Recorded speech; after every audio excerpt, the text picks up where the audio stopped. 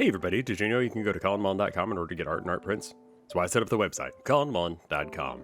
So this week we're talking about this guy. So if you haven't been following along, I've been talking about lore and content for my next upcoming game, and so I'm just doing some art in order to kind of help sculpt out ideas so I don't have to go through all the trouble of making something and go, oh, that's actually bad. And also just kind of let people know where I'm going with this and maybe drum up some hype and it's a bigger piece of art. So these are all individual pieces of the overall work. I will say I'm not super happy with how the legs were rendered, but I think for the sake of this purpose of just being able to have something that I can show people, it's all right. It's all right out of 10. It could be a lot better than this.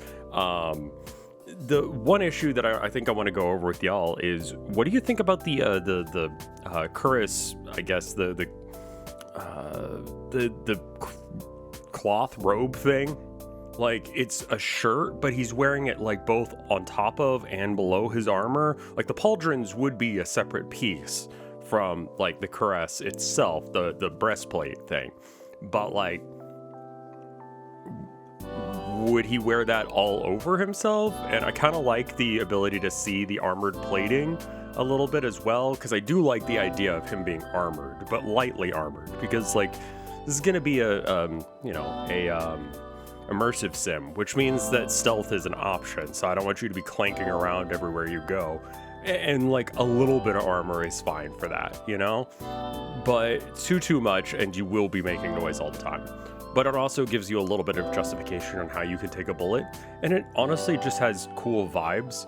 And cool vibes kind of trump anything else, and that's kind of the important part here. So, gloves do have to be thin in order to allow actually be able to manipulate the pistol that you're supposed to be using and stuff like that. So I just went with very light gloves for that, and then I decided I wanted to go with some sort of face covering.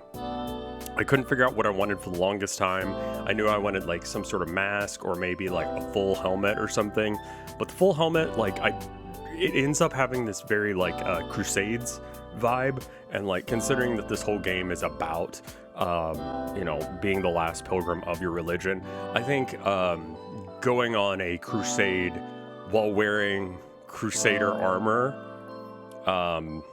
it sends the wrong vibe. I'm not a Deus Vult kind of person. The Crusades were bad, this game isn't really about religion, and so it has the religious trappings because I find that interesting, and because it's a place that I can play in for expounding upon narrative about people's relationships with things that in American Sign Language. One of the things that I did pick up, and I do not sign fluently, but I can do a couple little signs. Anyway,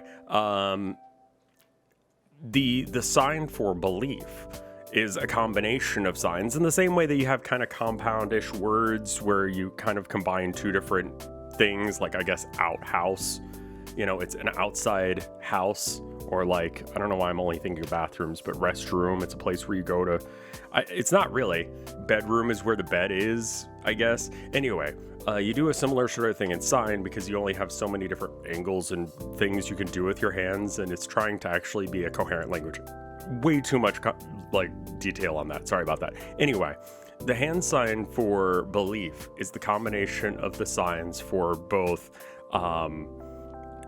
It is an idea that you are married to, would be the most literal translation of it. And that stuck with me. It really did, and I really appreciate it. So I want to kind of more use this as a vessel to talk about ideas that people are married to, and use that as the thing that we're talking about. And not so much talk about, religion itself. I think that the space is more what I'm interested in. And I think it's just because it has banger aesthetics, for one. It's also, inherently, simple and straightforward. You understand the objectives of this guy. He is a pilgrim. He's going on a pilgrimage. You're that guy. Figure it out. It seems pretty straightforward in that I think that an average player would be able to come to the conclusion of what they need to do, as well as being able to identify themselves in it, because with the mask on, which is why we're going back to the masking. With the mask on, I feel like anyone could be the main character. Something I was thinking that might be interesting, and I don't know as if this works, but maybe have it where everyone but the main character is voice acted. So if you want it to be fully voice acted, you have to read out the lines yourself, so that way you are the player. You know, you are that character, and you're having those conversations and those arguments with the other characters. We'll see whether or not I actually have voice acting to any real degree or not, but this is the general concept for what the player character will look like. So we've got the gun, we've got the temples that they go to, and one of the enemy types that they've got. I've done videos on those if you want to see those. But what I need to do right now is thank the wonderful people on patreon.com/RevScarecrow. The people at $5 or more get to have their names in the credits, and that's what these wonderful people did, starting with my mom and dad. I love you. Happy Mother's Day. Thank you, Wapfu. Thank you, Toph Houndor. Thank you, Split. Thank you, Sophia Nope. Thank you, Reverend Joe. Thank you, Pig Wrestler. Thank you, MP. Thank you, Mortis. Thank you, Michael Carr. Thank you, Lunar Ray. Thank you, Katie Valen. Thank you, Josepher. Thank you, Gabriel Bennett. Thank you, Freak Wannabe. Thank you, Egg. Thank you, Count Cannoli. Thank you, Chiptune Glitch. Thank you, Amber. Thank you, Aggiewag. And thank you, Ants.